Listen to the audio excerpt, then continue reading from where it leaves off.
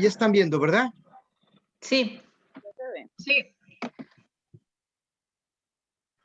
Muy bien. Nada más antes, Norma, bueno, no sé, voy a pasar lista rápido de los que he estado detectando que vienen. Por ejemplo, Julián Felipe, ¿sí está? José Manuel Mata. Aquí está Julio Felipe. Tú eres Julio Felipe, ok. Y luego José Manuel Mata, también es una... María Dután, esa nada más vino como una sesión. Nimo sí ha estado viniendo, ¿verdad, Nimo? Sí, Nicolás por aquí andaba, nada más que sale y entra. Sí. Luego Daniel Zavala. Luego, pues ya llegó Teresita, pero le pedí porque es que también son como es cierre, yo creo, después ya platicaremos esto, la maestra Norma, las doctoras, y Armando y Teresita, pero ¿para cuándo abrimos otra vez este curso, no? Pero sí que todos lo acordemos porque nos tocó una semana muy dura esta. Uy, sí. Entonces, pero bueno, en fin. Yo quería decir una cosita Sí, rápida. sí, perdóname, doctora, sí. No, y es pensando un poco en que también es necesario que no nos quedemos solamente como en la sensación de crisis, ¿no? Pues que todas estas reflexiones nos lleven también a tomar cartas en el asunto y a mirar a ver cómo hacer para operar dentro de los contextos propios. Digamos que en cada uno de estos estados hay problemas, hay situaciones complicadas y que ahorita en la pandemia pues todos estamos como con un cansancio ya de tanto tiempo, como con un agobio que a uno lo hace pensar todo en oscuro, pero que yo creo que ahorita es importante también que lo veamos de cara a eso, al qué hacer y al cómo intervenir de una manera pues al menos argumentada y como tratando de generar otros escenarios, que pienso que es importante también y por lo mismo pues el tema de pensarse esto de la crisis ahorita, del tema de la pandemia en este momento y de cómo hacer algunos diálogos que resuelvan conflictividades, yo creo que es importante y son las 2 sesiones que nos quedan, ¿no? Para que Ok. lo tengan presente. No, pues excelente, la verdad es que qué bueno que lo digas. Sí, cuando me refiero a veces que son como medidas impertinentes, ¿no? Por ejemplo, tomar un curso me parece que es muy prudente, ¿no? Ahorita lo que están haciendo los alumnos y todo esto, pero otras cosas, ¿no? Esto del cambio fiscal. Por ejemplo, acá, fíjense, en la Ciudad de México tenemos doble contingencia o sea, los corches no están circulando como circulaban y aún así la atmósfera se recargó de ozono. Entonces, pues es muy triste, ¿no? Porque te das cuenta de que después de un año, pues siguen apareciendo y rompiendo problemas que estaban ahí latentes y que no se resolvieron, no se resuelven. Bueno, a propósito de, no sé, Teresita, nomás manifiéstate, como decían los espiritistas, por favor, porque si no me pongo nervioso y ya vi a José Manuel Mata. Como las caricaturas, ¿no, profesor Rafael? ¿Estás Sí. ahí? ¿Estás ahí? ¿Estás ahí? ¿Estás ahí? ¿Estás ahí, Teresita? Nada más se ríe, pero no sé si está ahí. Creo que el micrófono no lo ha podido, no quedado abierto. Bueno, pues les voy a platicar, a ver, Teresita, nada más salúdanos y ya. Hola, buenos días, ¿cómo están? Qué gusto. Muy bien. Teresita. Pues les voy a platicar, digámoslo así. Pues ayer hablaba con Javier y Elba, dos viejos educadores ambientales de México, y les decía yo porque fíjense, ellos hacen dinámicas muy bonitas en términos de la educación ambiental, entonces van a hacer una con muchos académicos sobre lectura de cuentos, ¿no? Y entonces les platicaba, yo escogí uno que se llama Resurrección sin vida, que es un cuento de José Revueltas. José Revueltas es un escritor sui generis, muy, muy particular en México, porque tuvo una militancia de izquierda tan radical que lo corrían del Partido Comunista cuando el Partido Comunista estaba prohibido en México. Entonces, pero sin embargo, él hizo cualquier cantidad de guiones para cine, cualquier cantidad de guiones para cine. Entonces, incluso de películas como para María Félix y Arturo de Córdoba, o sea, de la gran palestra, a pesar de que era un convencido militante, etcétera, ¿no? Entonces yo le decía que escogí ese encuentro justamente porque ahí recrea revueltas pues su militancia. Entonces, eso es muy interesante, ¿no? Pues mi militancia es la ambiental y y la verdad es que cuando empezó a aparecer esto por la pandemia en febrero, bueno, yo me acuerdo mucho a veces cómo cometemos tonterías los maestros, ¿no? Me acuerdo mucho de un curso que tuve en febrero y que las alumnas muy angustiadas me decían, oiga, maestro, está creciendo algo que parece pandemia, etcétera, ¿no? Y yo, pues, tratando de tranquilizarlas, les decía, no, no se preocupen, esto ya pasó en México, H1N1, y también pasó en otras partes del mundo, pero ya se controla, etcétera, etcétera, ¿no? Pues yo, sobre todo para calmarlas, ¿no? Yo nunca creí que pasara lo que ha pasado. Pero en los primeros meses de la pandemia, que es lo que vamos a contar, yo me sentía como una especie pues, angustiado, sí, pero también como una necesidad importante de hacer algo, ¿no? Entonces, digamos, en términos personales, pues me puse a escribir este artículo con miras a que fuera, en realidad ya está publicado, un artículo científico, sobre todo por varias razones. La primera es que había que decir lo que yo pensaba, lo que yo estaba pensando en términos de esto, y lo que estaba pensando se los comparto, por eso lo trajimos hoy desde el curso original, se acordará la maestra Norma, desde el curso original y también la doctora Julie, lo planteamos, o sea que una de las cosas que estaban pasando más graves era la crisis de y es cierto lo que dice la doctora, ¿no? Que no nos quedemos solamente en el planteamiento de la crisis, sino ir más allá. Entonces, pues un poco imposibilitado por muchas cosas, pues yo me puse sobre todo a recabar información de testimonios de lo que estaba pasando en la prensa nacional. Tengo que decir que pues no sé en qué pase en los países de ustedes, de Honduras, de Colombia, etcétera, de Argentina, pero aquí en México la prensa escrita se va en retirada, es decir, está pasando un poco lo que pasó ya en Estados Unidos, de que se volvieron pues sitios web o lo que sea, ¿no? Plataformas.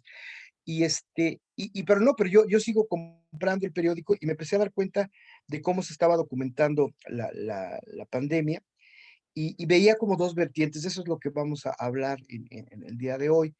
Entonces, quiero aclarar que a lo mejor ustedes de otras partes de la América Latina, de nuestra América Latina, pues van a decir cosas, sí, sí, de lo que voy a decir, que a lo mejor no pasaron en sus países y está bien.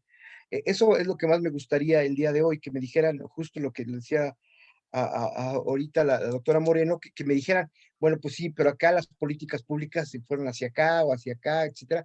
Eso creo que enriquecería mucho el asunto. Yo ahorita lo voy a decir con más puntualidad, pero estoy absolutamente convencido de que este es el peor síntoma de los que hemos tenido hasta ahora de algo que llamamos nosotros crisis civilizatoria, crisis ambiental. Este es el peor. ¿Por qué? Pues porque ya nos recluyó, es decir, ya nos metió a nuestras casas, ya nos limitó nuestra libertad, etcétera, ¿no? Entonces, es un asunto ambiental porque hasta donde van las indagaciones, yo seguí mucho en este proceso a Silvia Ribeiro, hasta donde van las investigaciones, pues tiene que ver con esta producción de alimentos sobreindustrializado, etcétera, etcétera, ¿no? Entonces, ya lo vamos a ir viendo, ¿no? Pero no sé si hasta aquí alguien quiera decir algo. Entonces, el reto para todos ustedes es que, que, que, que participen cuando quieran, que me digan, oiga, pues yo aquí quiero decir algo sobre eso. Entonces, nada más trabajé los 120 días. Yo estaba seguro, después como les dije esa afirmación de febrero con mis alumnos, con mis alumnas, cuando yo en estos 120 días que trabajé, digamos, desde que inicia ya en México el confinamiento, yo estuve seguro que se iba a parar en algún momento, es decir, en algún momento de estos meses se iba a parar, y pues no. Entonces, más bien el que me paré fui yo, ¿no? Es decir, el que dijo hasta aquí, porque ya era demasiado, sí fui yo, ¿no? Entonces, bueno, entonces ahí resumo rápidamente. Es a la pandemia COVID-19 desde la perspectiva de ser una, como ya lo decía, de una síntoma de la crisis ambiental, y las herramientas que usé fue de la comunicación y la salud ambiental, ¿no? Eso me pareció muy importante. Se siguen investigaciones de comunicación para el desarrollo, la salud y el ambiente. Esto que se llama comunicación para el desarrollo es una de las vertientes más importantes que tiene la teoría de la comunicación en la América Latina. Viene desde hace muchísimo tiempo, pero tuvo un importante, digamos, se detonó con esto en Chile, con esta cuestión de Materlat y Doffman sobre los análisis que hacían sobre, por ejemplo, el pato Donald o cosas de ese tipo, de cómo la ideología estaba ahí permanentemente en nosotros. Ahora que hay hasta una plataforma de Disney, pues ustedes dirán, ¿no? Y después seguimos teorías que hablaban de la pandemia, de la evolución y hasta el 2020, ¿no? Eh, Damos cuenta de tres, esto lo habíamos trabajado, fíjese cómo es la vida, lo habíamos trabajado pues, 10 años antes. Nosotros distinguimos, y te voy a hablar de ellos, tres modelos de salud, y cómo a partir de esos tres modelos de salud, pues se puede analizar discursivamente lo que pasó. La forma en que lo analizamos acá también fue con categorías que llamamos metáforas. O sea, en la pandemia se usaron se siguen usando muchas metáforas, ya lo vamos a ver, tanto en la información oficial como en otros. Aquí digo, son 100 días, la recuperación de narrativa sobre el hecho, sobre todo en la prensa nacional. El principal hallazgo es trabajar con diferentes núcleos de comunicación, como es la gubernamental, pública, ambiental y la de la salud, enriqueciendo el análisis comunicativo sobre los fenómenos globales en un contexto de acontecimiento de lo sucedido. Bueno, este es el objetivo de la investigación, es semejante a lo que acabo de leer de la introducción, y nos movemos en esto, en las ciencias ambientales, en la comunicación, la salud pública, y sobre todo en el análisis discursivo, eso que creo que es lo más importante. Entonces dice aquí la metáfora como una analogía o categoría cualitativa que organiza y estructura lógicamente un discurso. También usamos las generaciones de modelos de comunicación para la salud, ahorita van a ver. Las 5 metáforas son, o sea, lo que más se oía en esos primeros 120 días era, por supuesto, el miedo, la reclusión, la incertidumbre, la pandemia como guerra y la llamada nueva normalidad verde. Que esta se abandonó muy rápido, muy rápido, pero fue muy potente al principio. Sobre todo por un discurso de Angela Merkel, ¿no? Entonces, después se abandonó, pero era muy importante en su momento, ¿no? Los modelos de comunicación para salud describen teóricamente una evolución de los últimos 60 años, por los que nombramos generaciones. Es decir, en los últimos 60 años en el mundo se ha trabajado la salud en base a 3 modelos. Es muy interesante porque si uno les pega el asunto de lo educativo, son muy parecidos por ejemplo, a la tecnología educativa, al constructivismo y a las competencias, es decir, más o menos tienen una lógica semejante esta cuestión, pero ya las vamos a ver con detalle cómo en salud, estos modelos pues, no serían importantes si no se hubieran aplicado como en los sistemas de salud de la América Latina. Ya sé lo que dijo Nicolás en este curso, que hay lugares donde no hay sistema de salud, eso es y hay como el nuestro que parece que pasó una guerra antes de la pandemia. Antes de la pandemia, si un colega, un amigo, un familiar se enfermaba, pues uno iba al hospital y no lo recibían en un cuarto, lo recibían en el pasillo con una camilla antes de la pandemia. Imagínense lo que pasó ahora. Ahora nos dimos cuenta, en un dato se puede resumir esto, en que la gente se formaba colas de calles y calles, de cuadras, les decimos acá, para obtener oxígeno. Entonces, eso quería decir que el paciente enfermo que estaban atendiendo no estaba en su casa, no estaba en el hospital, estaba en su casa. Y entonces, ¿por qué? Pues porque la gente se negaba a ir a los hospitales por muchísimas razones. Pero ya, perdón, ya me estoy adelantando. Entonces, esto que es muy importante, formativo para ustedes, lo traigo acá a cuenta en términos de que siempre revisen. Ahora es relativamente fácil revisar la bibliografía sobre el objeto de estudio. Siempre, por ejemplo, ahora que van a hacer el caso, o en cualquiera de sus materias que estén trabajando, pues siempre revisen qué se ha escrito sobre ese caso. Eso es muy importante, le llamamos el estado del arte, ¿no? Que se ha escrito, porque siempre creemos nosotros, tenemos como una especie no sé cómo decirlo, pero de presunción de que lo que le vamos a decir nadie lo ha dicho. Y eso es falso. O sea, todos los objetos de trabajo del mundo, de que me digan, ha sido trabajado teóricamente, porque tenemos algo muy potente que es la ciencia. Y la ciencia se hace en todo el mundo. Se hace, por supuesto, principalmente en tanques de pensamiento en los Estados Unidos, donde hay más de 1000 universidades, pero no, en realidad se hace en todo el mundo hacemos ciencia todos los días. Este dato de que si nos pusiéramos a investigar cuánto se hizo de ciencia el 28 de marzo del 2021, no acabaríamos, no acabaríamos. Entonces, lo que quiero decir es que sí entonces, cualquier objeto siempre vean esto. Ahora, pues yo los pongo a mis alumnos con de licenciatura con el Google académico, son bases muy sencillas, como esta Redalic, como esta Cielo con S.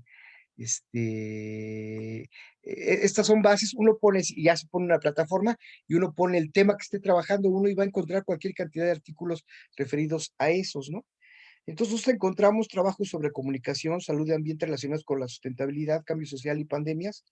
Sobre todo, eso nos gustó mucho en esta primera parte de la investigación, trabajos interdisciplinarios. Eso nos gustó mucho. ¿Qué significaba eso? Los trabajos que de alguna manera no abordaban ya el asunto de las pandemias y el asunto de los fenómenos semejantes a este del COVID en términos de una sola disciplina, de un solo saber. Como ustedes saben, la educación ambiental, pues con la segunda o tercera palabra que se tropieza uno cuando hace una definición es con la palabra interdisciplinariedad. Y entonces, y que transitaban a esto, a la participación social, a la educación, a la justicia, a la equidad, a la democracia, a los quebrantos de los enfoques verticales mecánicos, sobre todo en aspectos de comunicación. Muy bien. Entonces, encontramos, bueno, después hicimos como una especie de marco contextual. Siempre lo recomiendo también. Digamos así, si recomiendo el estado del arte, pues también recomiendo que hagamos siempre los contextos, ¿no? O sea, cómo está viviéndose este fenómeno históricamente, cómo se está viendo a nivel mundial, cómo se está viendo a nivel nacional, cómo se está viviendo a nivel local.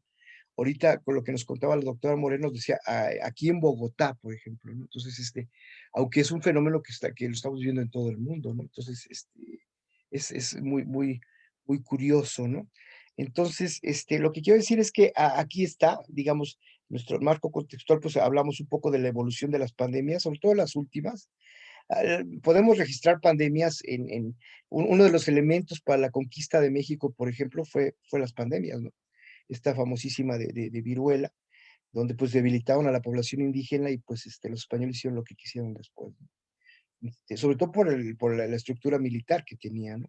Pero que ahora justamente están conmemorando los 500 años de esta conquista, ¿no? Entonces, pero en fin, lo que quiero decir es que después nos metimos al análisis de la crisis ambiental y curioso, en esos meses, pues hicieron varios webinarios o webinars, como les digan, que hablaban, por ejemplo, del Colegio Nacional, donde expertos de medio ambiente, Sarucán y otros, pues hablaban de que sí, que lo que estábamos viendo era una crisis ambiental y no había para dónde hacerse, ¿no? Y luego esto que ya les comentaba, que era los precedentes. Como ustedes saben, el asunto de cuando llega un mal, vamos a decirlo así genéricamente, es lo que tú traes como anticuerpo para esto, ¿no? Y nuestro anticuerpo, en términos del sistema de salud, pues estaba muy debilitado. Ya explicamos aquí por qué. Hubo varias cosas, hubo una privatización del sistema de salud en México, se apostó a este asunto de los seguros médicos privados, se apostó a pues dar el mínimo del mínimo en cada uno de los sistemas, y pues esto colapsó de manera importante, ¿no? No hubo contratación de médicos, las medicinas se contrataban más bien como negocio, etcétera. O sea, muy malo, y el sistema privado pues es caro y tampoco tan bueno, ¿eh? Entonces, lo que quiero decir es que sí es muy, este precedente más en otros casos, como dice aquí, la transición epidemiológica que teníamos ya en México, pues era muy grave, ¿no? Mi amigo Mauricio Tenorio de la Universidad de Chicago le llama, tenemos gordos de Walmart, es decir, tenemos gente obesa, y tenemos gente diabética y tenemos gente hipertensa, etcétera, etcétera, ¿no? El video que les compartimos el otro día, unos alumnos se metieron a investigar por qué dijo el experto que la atmósfera también genera, la contaminación atmosférica puede generar diabetes. Y lo encontraron, para que vean cómo ahora la información está ahí, pero hay que saber qué buscar. O sea, si me la paso el día buscando el nuevo capítulo de Luis Miguel, pues así no sirve de nada el Internet, sino saber que tiene una utilidad práctica en nuestras vidas y que está muchas cosas documentadas en términos científicos, otras no, pero sí muchas, ¿no? Entonces, esta transición epidemiológica, pues sí, por decirlo genéricamente, si ustedes siguen a los países donde más muertes se han reportado, pues tienen que ver con esta transición, como es el caso de los Estados Unidos, que también tiene, pues, estas cuestiones de la obesidad y de la diabetes, etcétera, etcétera. Pero bueno, por supuesto, están mucho mejor pertrechados económicamente para soportarlas. Nuestro país no. Entonces, sí hubo estas cuestiones, sí fue verdaderamente grave lo que pasó, insisto, concretamente en nuestro país. Pues aquí explico por qué hablamos de metáforas. Las metáforas, son categorías científicas, pero lo que pasa es que una metáfora, resume muchas cosas. A ver, ¿alguien me quiere poner un ejemplo de una metáfora? La que quiera, la que quiera. A veces las encontramos en formas de dichos, ¿no? Una metáfora. Es decir, una metáfora sintetiza todo un pensamiento, ¿no? Por ejemplo, decía el dicho, al que buen árbol se arrima, buena sombra le cobija, decimos en México, ¿no? Entonces, ese es un dicho, pero se puede usar como metáfora. ¿Qué está sustituyendo el buen árbol? ¿Qué está sustituyendo el cobijo? ¿Qué está sustituyendo? Entonces, resume toda una idea la metáfora, eso es lo que quiero decirles, ¿no? Y además, no solamente resume, sino que perfora estratos más superficiales del discurso para acceder a lo no dicho en los mismos. Es decir, cuando nosotros focalizamos en términos de investigación, lo que un asunto, eso, el mismo foco nos va a penetrar, nos va a permitir penetrar a profundidades que se manejan superficialmente. Ahorita lo voy a explicar. Sus presupuestos culturales e ideológicos, sus estrategias persuasivas, sus contradicciones e incoherencias, los intereses en juego, las solidaridades, los conflictos laterales, etcétera. Por ejemplo, ya les había comentado aquí que Angela Merkel, para llegar a ser primer ministro en Alemania, tuvo que pactar siempre con los verdes. Entonces, segurísimo, que ese día que dijo esto de la nueva normalidad verde, pues tenía que arreglar alguna cuestión con los verdes de Alemania, ¿no? Que, como ya les dije, sí son serios y aportan 8 puntos de la votación en Alemania. Entonces, no es nada despreciable, ¿no? Aquí tuvimos un presidente, claro, después de un fraude, que ganó con el punto 0,55 de ventaja. O sea, una cosa espantosa. Entonces, 8 puntos en una elección nacional es todo. O sea, es un mar de diferencia, ¿no? Entonces, lo que quiero decir es que sí es muy importante este asunto de las metáforas. Es un método fundado en la analogía. Yo siempre también los digo, para ustedes que se están formando sobre todo, que no hay muchos métodos. Tampoco es la tontería que nos dijeron en la secundaria o en la preparatoria de que hay un solo método científico. Eso, pues que se lo crea Mario Bunge y otros 3 positivistas. No, hay muchos métodos, pero digo, no hay muchos métodos, pero sí hay varios métodos. El deductivo, el inductivo, el dialéctico, y por supuesto que es el analógico. El analógico es comparar, casi lo que hacemos en cualitativa es comparar, o sea, comparar contra otras cosas, ¿no? Es un método en esta analogía y sirve como socioanalizador de categorías comprendidas a modo de entidades y movimientos metafóricos. Aquí cito a Lascano. Bueno, entonces, déjenme platicarles de estas 3 generaciones que les decía.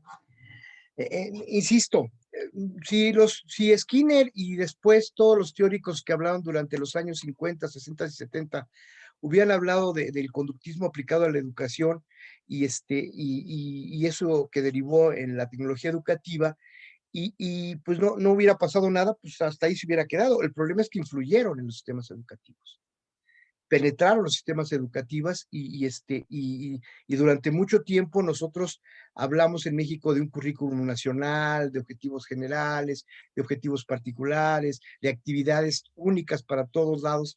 O sea, lo mismo nosotros les llamamos acá muchos Méxicos, y lo podemos hablar de Colombia, podemos hablar de Ecuador, de los muchos, o de Honduras, de los diferentes países que hay en un país, ¿no? O sea, no es un solo país uniforme, sino que hay diferentes realidades, diferentes culturas, como ya lo vimos en el curso, ¿no? Entonces, acá, bueno, con esto de la tecnología educativa, pues se uniformó de manera, pues yo diría violenta, todo el currículum, y entonces se volvió un solo currículum, ¿no? Ayer fue una noticia que corrió en todas las redes sociales de que el gobierno está muy interesado en la educación ambiental. Pues sí, pero ¿en dónde? ¿Cómo? ¿Cuándo? ¿Por qué? ¿Para qué? ¿Con cuánto presupuesto? ¿Quién va a educar? Etcétera. O sea, eso ya no, o sea, eso no lo dice la nota, no nada más dice que está muy preocupado, ¿no? Entonces, bueno, ahí ahorita necesita que nos platique.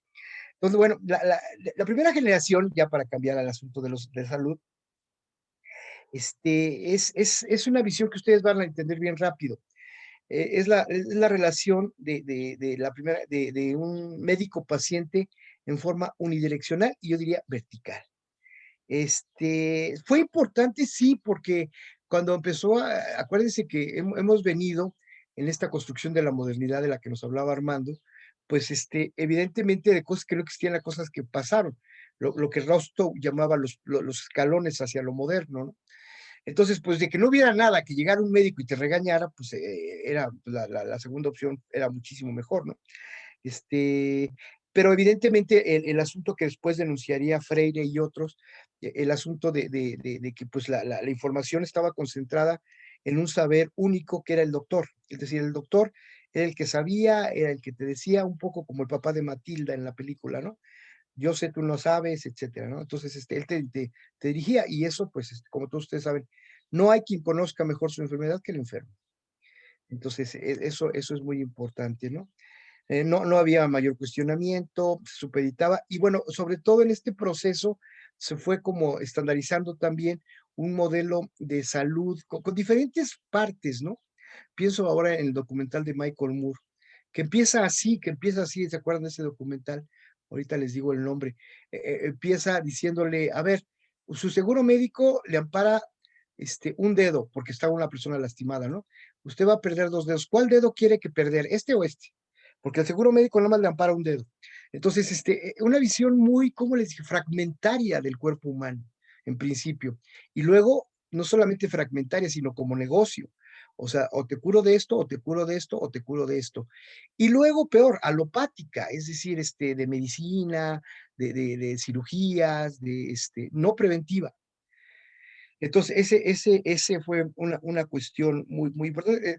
La mejor manera de mantener la salud, pues como lo dice el concepto aquel de la Haya, ese completo estado de bienestar, es pues mantener una educación para la salud importante. Esto ya no tiene que ver con la investigación que le estoy contando, pero hemos hecho otras en donde vemos que la materia de educación para la salud que previene, que enseña a prevenir a los médicos, pues se ha ido desapareciendo de los currículas de las escuelas de medicina, ¿no? Lo cual me parece terrible porque en esta visión utilitaria, pues la gente estudiaba medicina para hacerse rica, hagan ustedes el favor, no como un beneficio. Ahora han cambiado las cosas. Este año los educó muchísimo en lo inverso a eso, ¿no? Los educó y los empezó por educar a los médicos, o sea, porque no tenían esa cultura, ¿no? Entonces, este médico sabelo todo, pues empezó a cambiar. Hay una segunda generación donde ya empieza a haber otro tipo de información y de comunicación para la salud en base, por ejemplo, a campañas, ¿no? Esa es la segunda generación. O sea, campañas de todo, campañas de vacunación, campañas, por ejemplo, en México se han hecho campañas contra la obesidad, campañas de todo tipo, ¿no? Entonces, es importante. Ahorita hay una campaña mundial de vacunación, etcétera, etcétera. Que uno no se, digo, les digo que yo leo tres o cuatro periódicos diarios, ahorita se los voy a demostrar, y pues yo, mejor mis amigos ayer me dijeron, oye, ya sacaste lo de la vacuna, etcétera. Entonces, son cosas raras, ¿no? Porque sí, a veces como que es el secreto mejor guardado, ¿no? Esta ya, por supuesto, usa la tecnología, por eso yo hacía la analogía con esta. Es decir, la primera generación me recuerda más al maestro tradicional. Este maestro es un médico tradicional. La segunda generación, la que me recuerda es a la tecnología educativa, ¿no? Usa tecnologías, también, por ejemplo, se transmitían estas campañas por radio, por televisión, etcétera. Pero también sigue existiendo esta visión del Estado unilateral, o sea, que yo te digo y tú de alguna manera, aunque sea un disparo o un escopetazo más generalizado, no uno a uno, como es el caso del médico, pues tú me tienes que hacer caso y tú no sabes y yo sí sé, ¿no? Y vean qué interesante, hay una tercera generación dirigida ya a públicos específicos, a enfermos, a comunidades, a familias, es mucho más interaccionista y dialogada. ¿A qué les recuerda? ¿A qué les recuerda esta visión interaccionista y dialogada? Los que padecen una enfermedad saben de ella, o las comunidades de los agentes de transmisión son sujetos a quienes se dirige. Es decir, aún en la pandemia, les voy a decir una receta que me dio una persona en Veracruz. Mire, profe, si se empieza a sentir síntomas, toma usted miel, limón, cebolla, ajo y jengibre. Ah, y canela, me dijo. Con un tecito o dos tecitos usted ya se va a liberar. Entonces, digamos, yo no sé si creerle o no creerle, pero él me dice que él se curó con eso. Entonces, lo que quiero decir es que sí es interesante porque ese tipo de saberes no aparecen en los medios, no aparecen en el doctor que te va a dar una aspirina, no aparece, no sé si me explique. Lo que quiero decir es que esto también es como muy decimos acá de campesino a campesino, ¿no? Entonces, es por supuesto una visión que es mayor de estos sentidos de salud iniciales, ¿no? ¿Hasta aquí tienen alguna duda, alguna pregunta? ¿Todo claro o todo nuboso?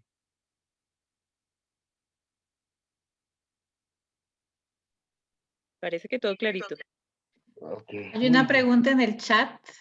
Sí, Norma, si me la quieres leer porque no alcanzo a ver todo. Sí, dice, profe, no entendí la referencia de la conquista de México y las pandemias. Ah, bueno, es muy importante, muy importante. En medio ambiente tenemos como una máxima en términos de extinción de especies, que es una especie se puede extinguir por varias razones, pero una de las más importantes es que tú cambies una especie de un hábitat a otro. Bueno, aquí la especie que cambiamos de un hábitat a otro se llamaron españoles en el caso de la América Latina, ¿no? Y bueno, portugués en el caso del Brasil. ¿Qué significa eso? Pues que si, ellos vinieron acá, pero pues no era no era ni la época de la mejor salud en el mundo.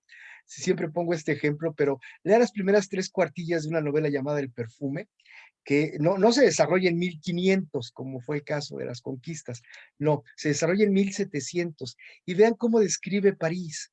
París era un mugrero, eso es lo que era, y este personaje que nace del perfume, pues era otra mugre dentro de toda esa mugre, es decir, no porque yo trate así al ser humano, no, sino porque así lo trata la novela a esta persona que no tenía olfato, y que después se vuelve un asesino serial.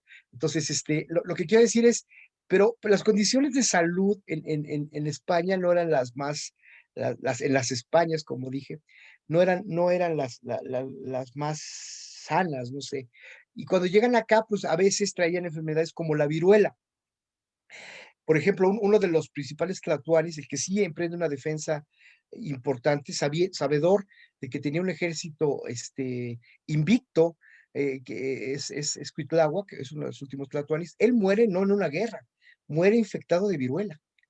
Entonces, esta viruela, pues era una pandemia. Entonces, esa, y luego ha habido varias pandemias a lo largo de la historia en nuestra región. Basta poner ahí, ponlo así en Google, pandemias en América Latina. Esta, digo, es muy importante porque antes de ella no había este tipo de enfermedades en nuestro país, ¿no? Hay un escritor ahora, Aguilar Camín, que me da un poco de risa, que está empeñado en denostar al presidente y usa hasta argumentos de que los tlaxcaltecas, o sea, un grupo que se alió a los españoles, pues era un grupo verdaderamente heroico, histórico y demás, ¿no? Lo que quiero decir es que aún en la conquista hay muchas visiones, etcétera, etcétera, y hay coincidencia de que los mexicas aztecas eran bastante duros con todos los pueblos que tenían dominados bajo la Guerra Florida, pero no había guerras, no había este tipo de enfermedad generalizada que trajeron los españoles, como es el sarampión, la viruela y otras, no sé si me explico. No porque sean malos, sino porque no había condiciones y menos si tú piensas en un buque, digo, en un barco, en una carabela que cruza el Atlántico, y que pues ahí pues, puede haber cualquier cantidad de enfermedades que se contagian. Entonces cuando bajaban, ya bajaban contagiados, y hubo epidemias en México, ¿no? Por no contarles, pues es que podríamos seguirle ahí, pero por no contarles cómo se estaban extinguiendo los indígenas en México y tuvieron que traer, como en otras partes del mundo, pues América Latina está llena de esos casos, pues de África, personas, ¿no? Entonces, bueno, no sé si con esto o si no, bueno, pues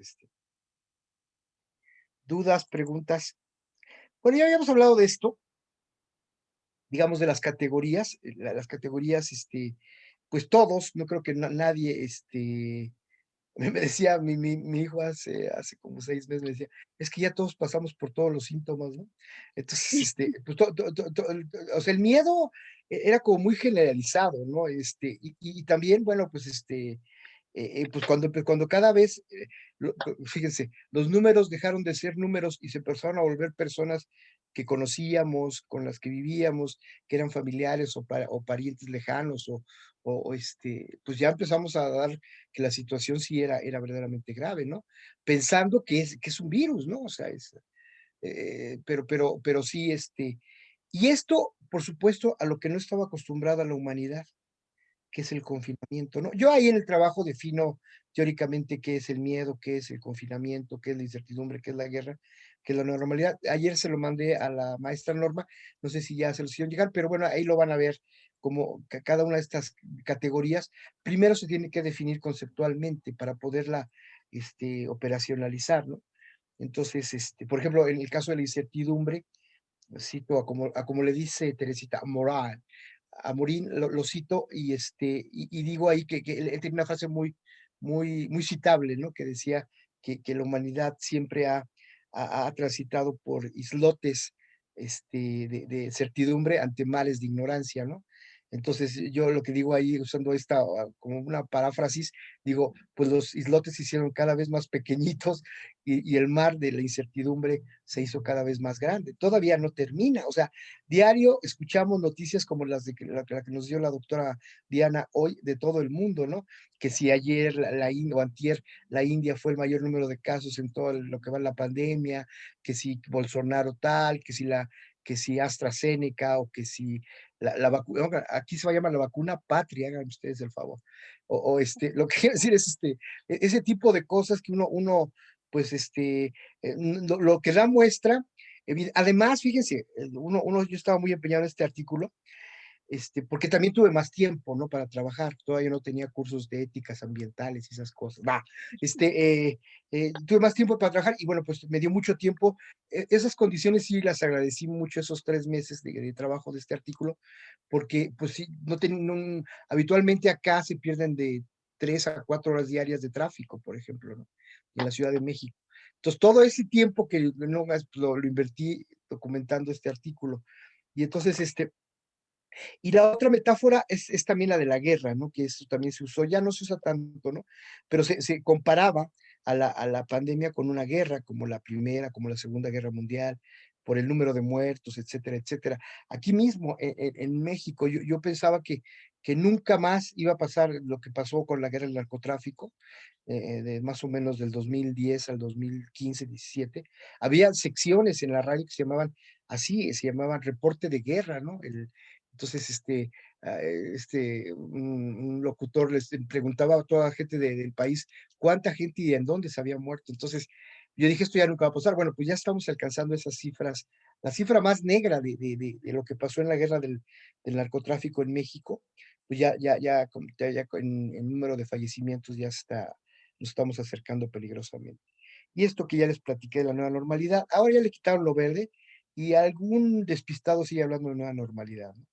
Está cañón porque no sabemos cómo vamos a regresar a las escuelas, no sabemos cómo estén después de 1 año y medio deshabitada, 1 año y tantos deshabitada, no sabemos si sirvan estas nicas o no sé, que están poniendo, es muy triste, o sea, la realidad es que toda la gente está desesperada, yo lo veo sobre todo con la infancia, ¿no? Pues perder 1 año, digamos, para ustedes que tienen 20 años, etcétera, a lo mejor pues es significativo, pero para un niño que tiene 4 años y que no ha ido a la escuela, 5 años, 7 años, y que no ha ido a la escuela, híjole, sobre todo, y por los aprendizajes, por supuesto, en cada grado, pero también en términos de sociabilidad, no aprendemos en la escuela solamente de la escuela, aprendemos de nuestros colegas, aprendemos de nuestros alumnos, aprendemos de otros maestros, aprendemos de prácticas, aprendemos de pláticas, aprendemos de muchas cosas, ¿no?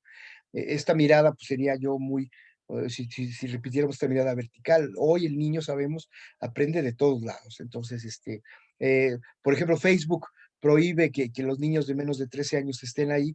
Hicimos una investigación hace 2 o 3 años con una tesis doctoral y nos dimos cuenta de que no, de que había niños que posteaban 500 cosas cada semana, ¿no? Entonces, niños de 10 años.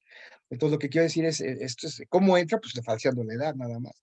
Lo que quiero decirles si es esta nueva normalidad. Ahí, fíjese, ahorita valdría la pena hacer investigaciones sobre las redes, porque yo sí creo, es una hipótesis, que sí han bajado el uso de las redes sociales, porque la gente se cansó del dispositivo, se hartó.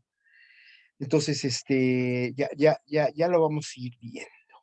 Bueno, entonces, sobre cada una de las test, aparte de definirlas teóricamente, decíamos los argumentos.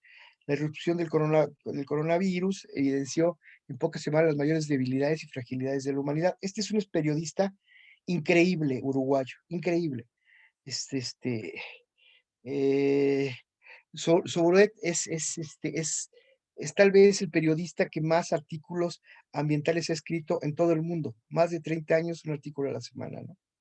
Entonces, bueno, pues él decía, este tipo de virus es de transmisión humana, no tiene vacuna y es letal. Aquí fíjense, estoy hablando los primeros 120 días, como ya cambió. Entonces, los contagios, afortunadamente hay que publicar por eso, por los artículos, para que no haya problema, ¿no? Los contagios y las muertes serán miles ante lo que se tiene impotencia. El miedo también es la reacción a la situación económica, al desempleo. Este factor también fue muy importante. Sobre todo en nuestras economías. En nuestras economías, hay que decirlo como es, no se dejó de trabajar, porque la gente vive al día, etcétera, etcétera. Entonces, pues el riesgo fue muy alto, pero pues la gente continuamos trabajando porque yo insisto, en términos virtuales se nos intensificó la jornada laboral, eso hay que decir. Para los sistemas de salud es un problema añadido, desprende de condiciones previas a los mismos, ya lo dijimos, y la posibilidades reales de ser desbordados. Esto que parece muy rápido, era y sigue siendo el gran temor de todos los sistemas de salud. Porque, por ejemplo, aquí hay gente alumnos que son ecuatorianos, ahorita que nos platiquen cómo se desbordó los sistemas de salud, o cómo están desbordados en Calcuta, o cómo están desbordados, cuando hablan de datos del 90% o más de ocupación de camas, etcétera. Esto fue lo que aterraba a los gobiernos, esto. Este era el indicador, ahorita van a ver por qué. Entonces, en cuanto a la reclusión, el confinamiento de la humanidad es indispensable para enfrentar la pandemia y las políticas públicas en general de febrero se extendieron en todo el planeta a quedarse en casa, evitar el contagio, no estar cerca en contacto, sana distancia, le dijeron acá, su sana distancia, un personaje inventaron, y el contacto es pensar en el otro, en cada persona. La libertad de circulación es restringida. ¿no? Entonces es la reclusión. La incertidumbre, pues ya citamos el asunto de moral, y la pandemia como guerra, que ya también lo citamos, ¿no? Incluso el Papa Francisco le entró y él la usó directamente, como ven en la analogía, dice, si la lucha contra el nuevo coronavirus es una guerra, y ustedes son un verdadero ejército invisible que pelea en la más peligrosa de las trincheras, un ejército sin más arma que la solidaridad, la esperanza, el sentido de la comunidad, que reverdece en estos días y que nadie se salva de estar solo. Qué duro, ¿no? Y esto que ya dijimos de la nueva normalidad, citando a Angela Merkel también, por supuesto. Bueno, es muy interesante porque a veces no se hace análisis de lo obvio. Y lo obvio hay que decir, porque digo, si pasa como desapercibido, pues no sé, de que parece ser no importante. Pero aquí, bueno, el gobierno federal todos los días, en un ejercicio, pues no sé si de gobierno abierto o de transparencia, no lo sé, es muy polémico, no lo voy a, es muy polémico. O sea, hay muchas visiones sobre esta cuestión de que todos los días el presidente informa al pueblo de México en 2 canales o 3 canales de televisión y en radio, etcétera. Entonces, le llaman la mañanera. Bueno, pues ese mismo formato se implementó, pero en la tarde, y entonces un subsecretario, que no es poca cosa en México, es decir, es tercer nivel de gobierno, es presidente, secretario, subsecretario, que es López-Gatell, pues asumió el riesgo de comunicar diario los datos sobre la pandemia, ¿no? Yo creo que en los primeros 100, en estos días que yo analicé, no le iba tan mal, francamente no le iba tan mal, es decir, a pesar de que los datos que daban eran siempre crecientes y siempre tristes y siempre de muertes y de enfermedades y de contagios y de latentes y de vivos, etcétera, etcétera, sí, a pesar de todo esto y que además, eso sí era muy, muy, muy, muy pertinente, ¿no? O sea, sí creo que siempre con fundamentos científicos. Tenemos una amenaza hoy no solamente de los fake news, ese sería lo de menos. La amenaza real que tenemos en el mundo actual es algo de que nos previno Carl Sagan, que es no manejarnos con conocimientos científicos. Entonces, lo que sí se le agradece es que estos funcionarios en particular, los que están ahí, pues sí eran funcionarios muy documentados en el asunto de las epidemias, epidemiólogos incluso, y sabían de lo que estaban hablando, ¿no? Muy polémico, porque pues en este incremento de casos, pues ya después de estos 120 días se les vinieron encima en todos. Incluso el mismo López-Gatell, que es subsecretario, pues se enfermó de COVID, ¿no? Entonces, lo que quiere decir, como el presidente de México, y como otros presidentes ha habido, lo que quiero decir es que sí ha sido verdaderamente duro por muchas cosas de expectativa del gobierno previo. Pero bueno, lo que quiero decir es que sí, la apuesta comunicativa es esto, es una apuesta directa,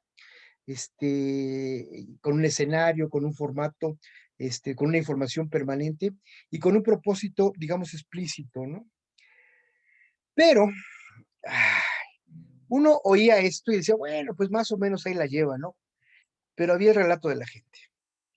El relato de la gente pues era un relato que ya les platiqué las condiciones antes de la enfermedad del sistema de salud en México, y entonces cuando irrumpe con todo la pandemia en México, pues las cosas se vuelven verdaderamente dramáticas. Lo que yo hice fue, digamos, un comparativo de la comunicación del gobierno federal y lo que yo alcanzaba a rescatar, las narrativas de la gente, de lo que yo podía ver en los periódicos diarios, y en los periódicos y en la prensa, ¿no? Y también, bueno, pues en lo que la gente me iba contando, pero en general, este fue el modelo. El modelo fue ir siguiendo, digamos, lo que decía, por ejemplo, López Obrador sobre el miedo, el presidente de México, y luego lo que la gente comunicaba sobre el miedo, ¿no? Entonces, pues uno ve 2 mundos, ¿no? Yo en lo particular, si me dicen, si buscan tantito, les digo que hasta voté por López Obrador, pero lo que quiero decir es que pues la realidad es terca, es necia y es atroz. Entonces, pues lo que dice aquí, por ejemplo, es todo un mensaje, digamos, eh, voluntarista, ¿no? Tenemos que vencer no solo la pandemia, sino también nuestros temores, nuestros miedos, desde luego con cuidado. Lo primero es la salud y cuidarnos. Y luego ven lo que dice la gente, sí, es que si llegara a propagar, más no siento que estamos preparados para lo que viene, puesto que en los hospitales hay falta de insumos, no hay educación. no siento que estemos preparados. O sea, lo que decía la gente, esto lo dice, como digo acá, Susana Rosas, familia de un enfermo hospitalizado, esto nació de enfermedades respiratorias, es decir, el lugar más alto, porque es un lugar de sobreespecialización, y vean el relato que está haciendo. Entonces, si uno compara los dos discursos, dice uno, pues ¿qué es lo que está pasando, no? Porque pues ve uno como dos realidades, ¿no? Y así en cada categoría, ¿no? La reclusión. Entonces aquí veo justamente López-Gatell, este subsecretario, todos y todas debemos cuidarnos a nosotros mismos, pero también debemos contribuir para que logremos reducir la intensidad de esta pandemia en la medida que logremos a las medidas masivas de inmovilización, de reducción de las actividades laborales en forma masiva, tendremos el beneficio de todos y todas, beneficios de reducir la velocidad de transmisión. Esta es la clave, la velocidad de transmisión del virus. ¿Por qué? Porque yo no trabajo los datos cuanti, pero lo veíamos, lo decían diario en la conferencia vespertina, diario lo decían, lo que querían era que el virus no, de una gráfica no desbordara los sistemas de salud. Entonces, todo lo que estaban haciendo, todo lo que implementaron como política era, sabían que se iba a seguir enfermando, pero que la curva fuera chata, o sea, que se fueran enfermando, como sucedió bajo dos puntas, que raras, ¿no? Pero en términos estadísticos, pues es válido, es decir, en términos de una cierta cientificidad, pues por supuesto que es pertinente, pero veamos el relato de la gente. La cantidad de información negativa que recibimos nos detona mayor ansiedad.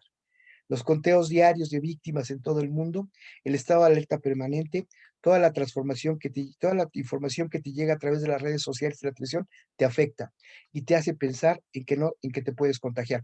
Esto es lo que dice la gente. Entonces, también a esto, ahora que acá no solamente trabajé el asunto de las categorías, sino cómo este es un modelo de segunda generación y cómo este es un modelo de primera generación. O sea, lo que está diciendo él es que le informa, la gente le informa, o sea, los medios, las redes le informan, etcétera, etcétera. A pesar de que se supone que las redes sociales, pues hay una interacción, pues sucede que no. Y que le pregunten a los robots, ¿no? Y así, digamos, en cada uno, no voy a hablar todos, pero sobre todo, digamos, por la presión económica, el esfuerzo del gobierno federal fue generar certidumbre. Declarar, no podemos quedarnos sin movernos menos durante 3 años. Entonces ya anticipa una serie de esta pandemia larguísima, ¿no? Claro, insisto, son los primeros 100 días, no hay vacuna. La vacuna cambian las cosas, por lo menos en términos de percepción social. Eso es muy importante, ¿no?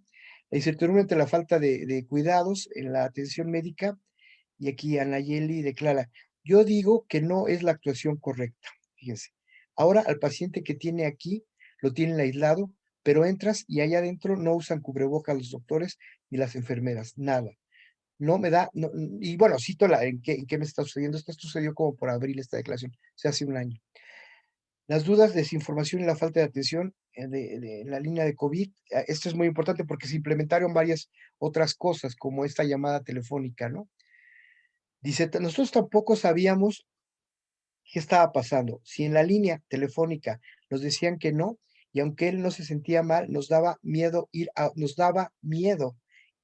al hospital, porque tal vez no tenía nada y ahí nos iba a agarrar el coronavirus, ¿no? Entonces, bueno, pues lo que hacemos es comparativo de cada una de las pandemias. Ahí léanlo, me parece que es muy importante que lo vean en términos de lo que es la pandemia como guerra, las declaraciones. Este es el canciller, Marcelo Ebrard. Entonces yo tomo no solo un ejemplo, para mí se hubiera sido más fácil hablar solamente de López-Gatell o de López Obrador, pero no. Hay diferentes declaraciones de acuerdo a cada uno, ¿no? Entonces, aquí, por ejemplo, Caritas Veritas, lo que Caritas Mexicanas es una asociación civil católica, pues declara cómo incluso en las acciones del voluntariado, pues también se empieza a rebasar por la necesidad de ayuda, ¿no? Entonces, en cada caso, pues se puede ir comparando. Aquí también sobre la nueva normalidad. Y luego ya me voy a esto que es, digamos, el asunto del análisis y discusión. Dice aquí, en la conferencia de prensa y en las declaraciones de los funcionarios, encontramos un esfuerzo comunicativo de aliento y didáctico para disminuir las metáforas de incertidumbre, guerra y miedo, con un discurso claro y usando herramientas comunicativas científicas y datos disponibles. La apuesta televisiva y declarativa fue de disposición más que de penetración, que la población tuviera acceso a datos e información de lo que estaba pasando. Sin embargo, en la revisión de lo que la prensa se recuperó, la prensa recuperó, perdón, de pacientes, familiares y servidores públicos y privados, existe una realidad lejana al discurso oficial y cercana a la realidad del país, como lo registran los cuadros y modelos de comunicación, no llegando a un diálogo e interacción productiva. De otras metáforas, la insistencia fue quedarse en casa como posibilidad de contención, de no propagación. Se insistió sobre todo en una nueva normalidad, no sería ni pronta ni generalizada, y que había que cambiar radicalmente algunos hábitos alimenticios por las epidemias, imagínense, hay confinados, ¿no? Ya desatadas previamente en el país, diabetes, hipertensión, cáncer, que fueron asociados a la pandemia. Las metáforas de las narrativas opuestas describen la situación de carencia, abandono en que la pandemia tocó a la gente. El modelo de comunicación se mueve de la primera a la segunda generación en las narrativas. Colaboró la insuficiencia de interacción con la prensa, pero por no ser reporteros o periodistas especializados en salud. También el desdén de los medios de mayor impacto y circulación. Ustedes ven una rueda de prensa que se hace con 7 periodistas y la mayoría no porque los desprecie, yo tengo pálido punto de luz, pero Armando y yo, la verdad es que sí, los que van a las ruedas de prensa son gente de sitios web y no de la gran prensa nacional, ni de Televisa, ni de TV Azteca, etcétera. Entonces uno se pregunta por qué, ¿no? Es muy, muy curioso que hay como una especie de desprecio de esto, ¿no? El modelo de comunicación gubernamental es eficiente en el propósito de extender en el tiempo la curva de la pandemia, pero insuficiente al no abarcar necesidades específicas de las personas. Son dos comunicaciones distintas que dan cuenta de la realidad de la toma de decisiones y la viva en el conocimiento y la percepción de la gente. En los meses realizados, los propósitos comunicativos del gobierno se cumplen en general, sobre todo en términos epidemiológicos. Sin embargo, una pandemia tiene otros factores, como los económicos, los sociales, los culturales, los ambientales, y ahora las redes sociales que influyen y afectan esta comunicación. La comunicación de situación de riesgo de salud debe ser atendida en forma integral. Bueno, acá lo que aprendimos nosotros de todo esto es evidentemente sumergirnos a un objeto de estudio en forma interdisciplinaria y compleja, pues cambia las cosas, porque ya no lo vemos solamente desde la educación o la comunicación ambiental, sino que involucramos cuestiones de salud, cuestiones de comunicación escrita, etcétera, etcétera, ¿no? Entonces eso es aprendimos que hemos sido relacionados sustantablemente con la naturaleza, uno de los efectos de lo que considera una crisis ambiental en la pandemia de 1920. Es decir, nosotros sí comprobamos hasta cierto punto que sí este no desarrollo sustentable pues ha generado pues esta crisis ambiental de una manera definitiva y que se manifiesta en este síntoma. Por eso el artículo se enmarca en este contexto. La pandemia es solo un síntoma, como es el cambio climático, la pérdida de diversidad, la desigualdad social. Esta crisis de salud económica, educativa, ambiental alcanza grados de desesperación en las personas que también tienen un discurso que no alcanza a ser escuchado. Bueno, hay otra segunda conclusión. Nadie estaba preparado para la pandemia, aunque hubo avisos y síntomas que no se contuvieron a tiempo. En 2009, hubo un aviso del tamaño del mundo en México. Como les conté el lunes, hasta una película usaba escenas reales, en una película inglesa, esta del fin de los sentidos, escenas reales de lo que pasó en México en el 2009. O sea, que no nos digan que no nos avisó, o sea, por supuesto que avisó, y desde las vacas locas, por supuesto que avisó. Entonces, el asunto es que no quisimos oírlo.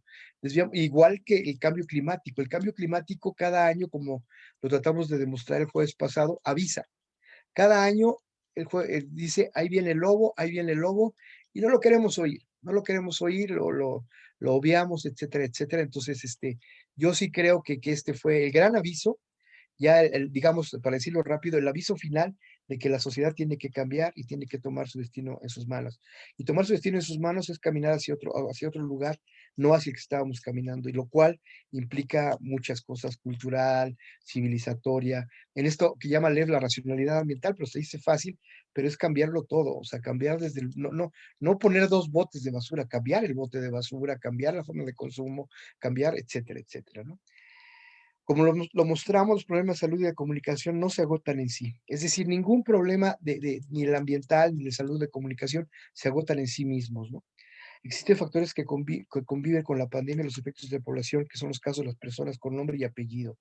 Presiones de poderes en los entornos electorales próximos, los informados y educados que están en las personas ante un evento catastrófico, la influencia y el manejo de comunicación por otras vías. Las metáforas colaboraron como puntos focales para no extraviarnos en los objetivos de búsqueda y de recuperación de narrativas. Los modelos de comunicación son termómetros con los cuales se hace evidente una comunicación profunda, dialogada, interactiva, fundada, integral, funcional en salud. Es todavía, la pandemia evidenció carencias, agendas pendientes y lo vulnerable que es una sociedad mundial y nacional ante problemas globales de salud. Es indispensable una comunicación de base, recuperar una educación para la salud en las familias, en las escuelas y permanentemente en los medios. Pues es cuanto quería compartirles sobre esto. Los escucho.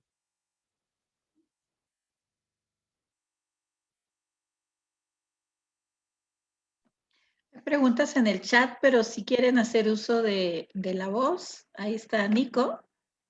Nimo, A ver, Nimo. Nimo, pues Nico, sí. Buenos días. ¿Qué opináis, mi querido Nico? Pues, es que,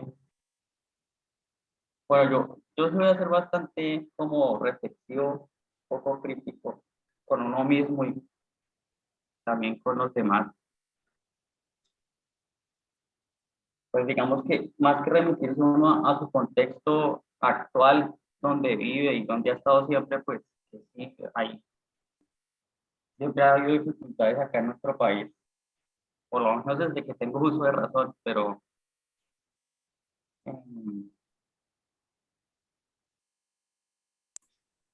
Apenas te oímos, Nico. Ajá. Parece que sí, parece que hay como una dificultad con el audio. ahora sí. A ver, dale.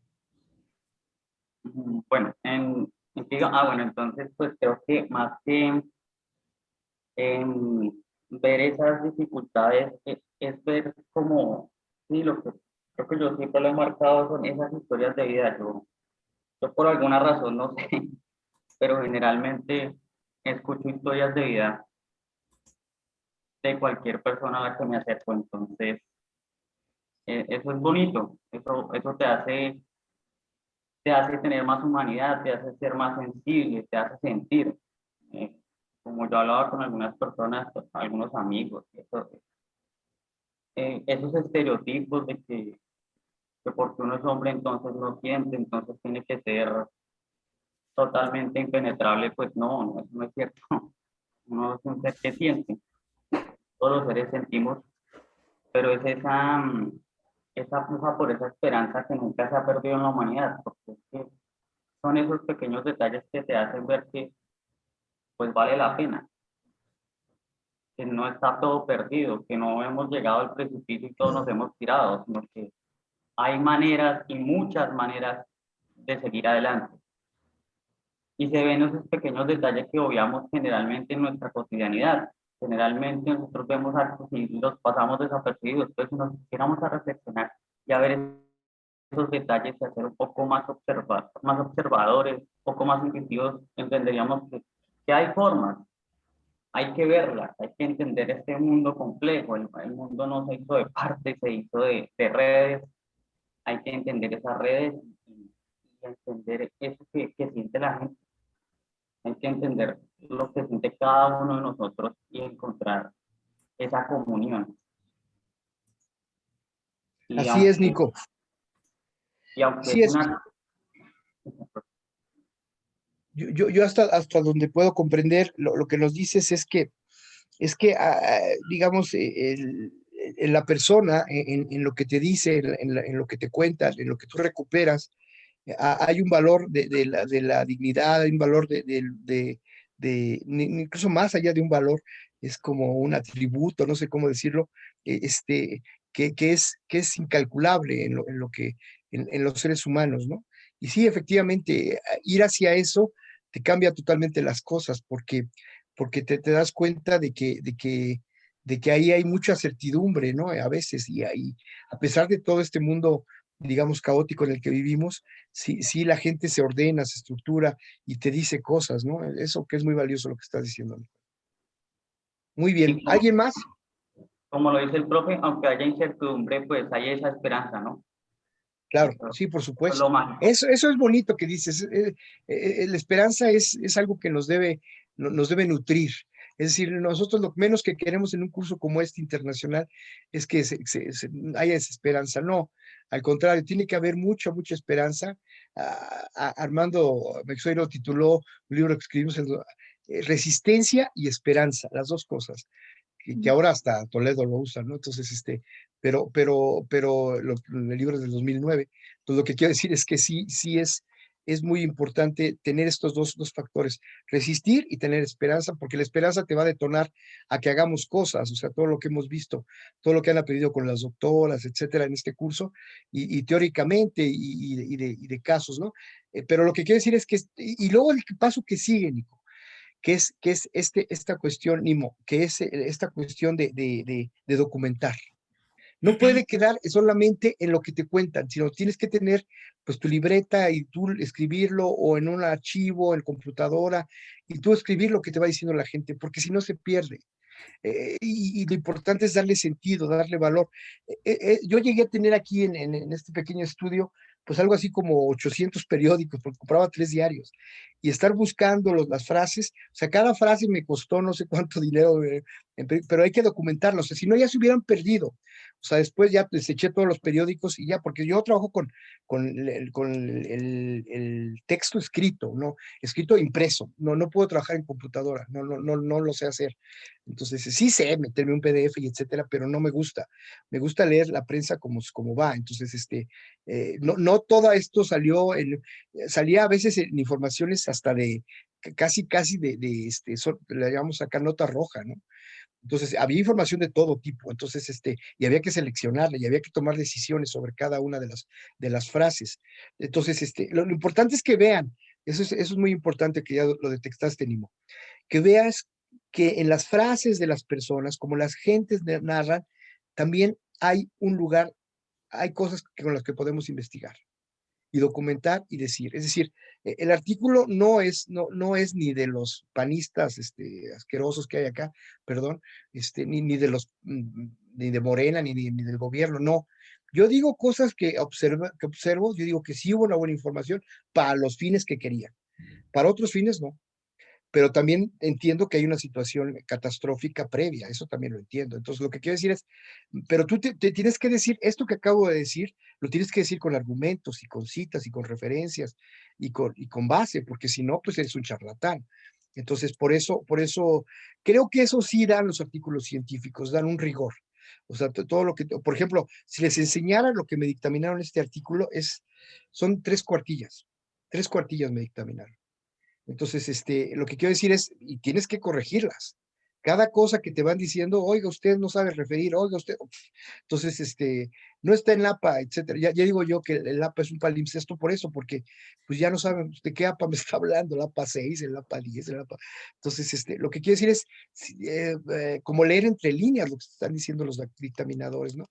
Entonces, lo que quiero decirte es que siempre, pero es muy motivante, o sea, ya cuando ves el artículo publicado, es muy, muy motivante, es decir, te das cuenta de que valió la pena pues todo tu esfuerzo y que la ciencia no se debe ni al gobierno ni tampoco a la gente, o sea, la ciencia se hace para documentar cosas y para poder en comunión, para poner en comunicación la información que tú vas rescatando para que mañana venga otro y te use y te diga, sí, pero hasta aquí Ramírez se equivoca, porque esto, pues ya avanzó la espiral del conocimiento científico, ¿no?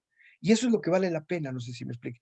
No atarnos a lo que ya sabemos, no atarnos a certezas, sino más bien siempre estar en el proceso de producción, y eso es importante. Entonces, después hicimos otro artículo, eso ya les platicaré otra sesión, algún día que nos veamos, ese colectivo, etcétera.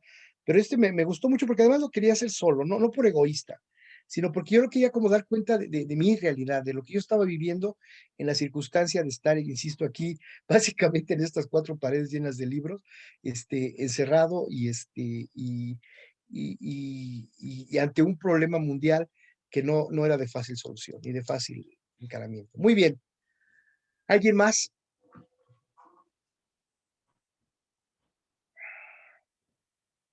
Parece que no. Yo de pronto, pensando un poco también como ¿cómo se diría? Como la grandeza que tiene uno cuando escribe, al poner en conocimiento lo que está pensando y tener la vulnerabilidad también para recibir todas las críticas y recibir todas las otras aportaciones. Yo creo que eso es interesante y convoca también, ¿no? A tratar de hacer ese tipo de aproximaciones, porque si bien nosotros, digamos, no estamos acabados, no estamos con todo el conocimiento construido, pues de apilar eso es que se va logrando, ¿no? Si nadie pone el primer paso, pues más adelante va a ser difícil o va a ser imposible empezar a discutir para seguir generando esa espiral de conocimiento que tú decías. Y muchas cosas, lo que tú dices, ¿no? Hay cosas ahí que son evidentes, sí, pero evidente para quién, o sea, no se Claro. sabe para quién es evidente y no se sabe también para quién es contraevidente y entonces ahí genera una discusión. Yo creo que muchas de las memorias que se consignan dentro del artículo, cuando lo leía a mí se me hacía como impresionante el nivel de comparativos que podía yo también establecer acá con lo que ha venido sucediendo. Y yo creo que en cualquier país de Latinoamérica también uno dice como, sí, hay muchas cosas similares. Acá ya es grave, ¿no? Porque si allá hay unas digamos, esas informaciones que tiene el presidente, bueno, y como el tema de las cifras y tal, acá estamos como al 50.000% después de lo que ha sucedido, ¿no? Acá tenemos un programa, 1 hora diaria en cadena nacional y en cualquier canal que lo transmiten y dicen cualquier cantidad de barrabasadas que uno dice a veces. Parece que este señor estuviera por allá en Marte y legislando quién sabe a qué país. Mm, y entonces uno después ve noticias, por ejemplo, de que le dan un premio por un programa que sí está atendiendo a la pandemia, cuando hoy, por ejemplo, la gente está en la calle reclamando justamente que no se les está atendiendo en pandemia, ¿no? Entonces, Claro. hay cosas que uno dice, pues interesante, y lo que digo, o sea, puede ser evidente, pero yo creo que sí hace falta que se recopile y que se diga y que, bueno, si ya es tan evidente, pues entonces volvámoslo marco conceptual, ¿no? Y volvámoslo de alguna manera una posibilidad también para que otros discutan y para que en otros lugares a donde no está siendo evidente, pues seguramente tengan formas para trabajar. Eso por un lado, y por otro lado, pues que las sociedades igual se adaptan, ¿no? Y entonces en el momento en que se mencionaba cómo se ha venido desarrollando en cada uno de los lugares, pues también han habido, digamos, formas no pues tradicionales, digamos, o ancestrales también de atender a esto, gracias también a la falta de capacidad hospitalaria y de sistemas sanitarios, que es lo que tú decías, ¿no? No es la primera vez que uno tiene como en el panorama que el sistema sanitario no es suficiente para todo el mundo y que inclusive en países en donde eso estaba más o menos solventado, pues lo empezaron a reducir y entonces empezaron a tener también problemas con eso. Y me refiero a España, me refiero a Italia, ¿no? Que vimos unos números al principio terribles, como los que tú mencionabas en Ecuador.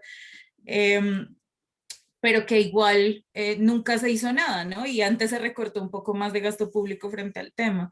Y entonces, por ejemplo, acá sucedió que los presos de una cárcel empezaron a trabajar como con unas plantas en específico porque los casos de contagio estaban altísimos y con eso, en teoría, controlaron el asunto, que uno a veces dice como, bueno, pues pudo ser eso, pudo ser fe, pudo ser como el entramado de muchas soluciones, pero funcionó, digamos, de alguna forma, o los números muestran que funciona. Y, por ejemplo, también pasó acá algo, digamos, hubo protestas, se desplazaron un montón montón de indígenas a Bogotá, y en el momento en que yo estoy por acá, de hecho cerca donde yo estoy viviendo actualmente, y cuando uno llegaba a la zona, entonces le hacían como un ritual de desinfección, y entonces uno llegaba ya con su tapabocas y su alcohol, y eso, pues, para ellos era como, eso no sirve, que como que te pasa. Y Doctora, la te escuchamos entrecortada. ponían ramitas, te ponían a inhalar humores medicinales. ¿Me están escuchando mejor? Ya, ahora sí, ahora sí. Vale, no sé a dónde quedaron, pero contaba un poco que cuando vinieron los indígenas acá, en el sitio de concentración que queda cerca de por acá, tú llegabas con alcohol y agua y tapabocas y ellos te miraban como nos vienes a infectar, o sea, como, ¿no?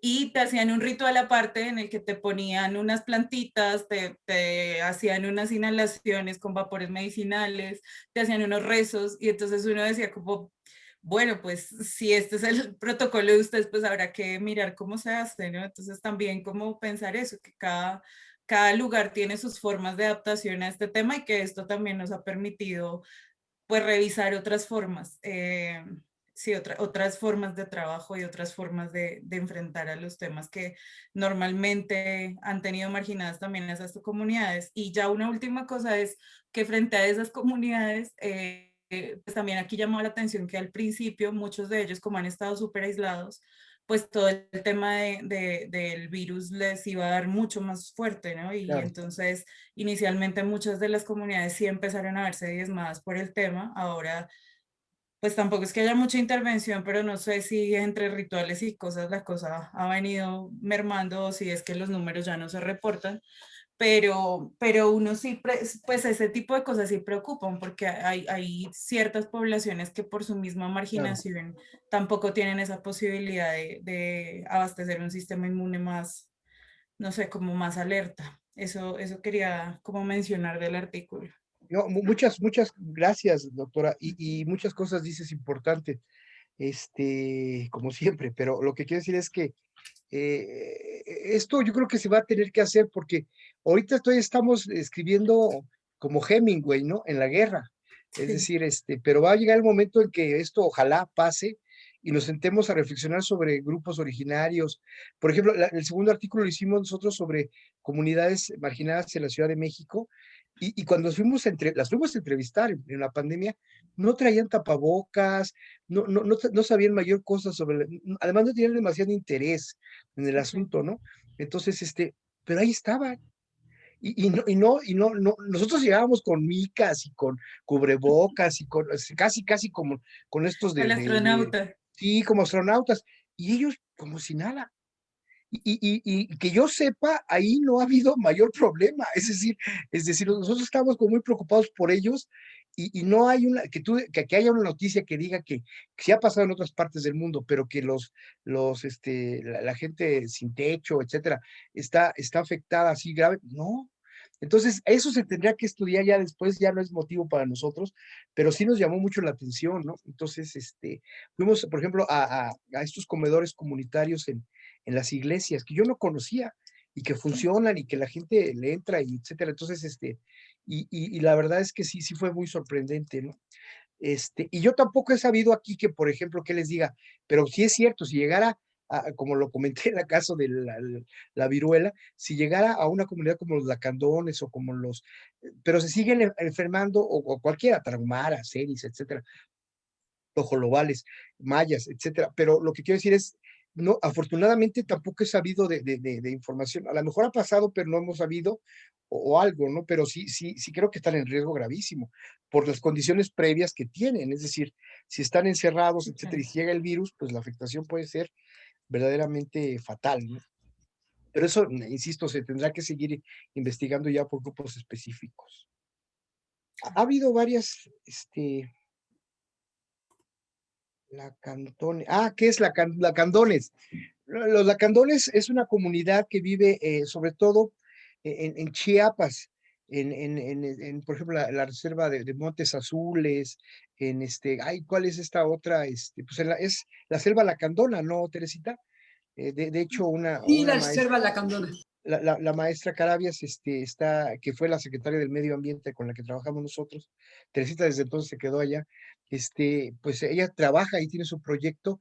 La Candón es este grupo, es muy interesante porque incluso actualmente ella cuenta en una entrevista reciente que salió en Gato Pardo, la revista Gato Pardo, se la recomiendo, la entrevista es buena, es una gran crónica. Ella documenta cómo, pues hay gente que sí está interesada en los lacandones en cuestiones de ecoturismo, en cuestiones de sustentabilidad, etcétera, pero hay otros lacandones que no, que dicen, no, nosotros estamos así bien y aquí déjenos, ¿no? Y otros que no, que sí están dispuestos a vender pues parte de la selva, etcétera. Entonces, hay de todo. Entonces ya no es solamente, porque también a veces creo que decimos un grupo originario como los lacandones, esos están en la parte sur de México, pero el otro que dije fueron los tarahumaras. Los tarahumaras están en Chihuahua, pegados a los Estados Unidos, que también es una comunidad viva. Yo fui hace unos 3 años a un congreso a Chihuahua y los ve uno en toda la ciudad, a los tarahumaras, perdón. Entonces, Lacandón es ese, Lacandón es un grupo originario. Tenemos 60, por el que preguntó, muchas gracias por la pregunta, tenemos 60 grupos originarios vivos, vivísimos, es decir, todavía con su lengua, todavía con sus principios, con sus bases. También Colombia tiene cualquier cantidad y también Brasil, cualquier cantidad de grupos originarios, Ecuador, o sea, Honduras tienen grupos originarios. Entonces, eso es muy bueno porque pues es la base. Hay incluso, hablando de cine, una película que salió hace unos 2 años del director Contreras, que habla de un, de un grupo en Tabasco, hay una compañía de Tabasco aquí presente, que tienen, que son los 2 únicos sobrevivientes de una lengua en México, pero lo malo es que se pelearon por una novia y no se hablan, entonces no se practica aunque los 2 conocen el lenguaje, como se pelearon por la novia, se llama Sueño en otro idioma, se llama algo así la película. Entonces, lo que quiere decir es muy interesante por el fenómeno, digamos, lingüístico, cultural que conlleva, ¿no? Pero muy bien, muy bien. ¿Alguien más? ¿Dudas, preguntas? No sé, Norma, ¿qué más preguntan en el chat? Vamos a ver. No, pues María Ángela hace referencia como a todo el tema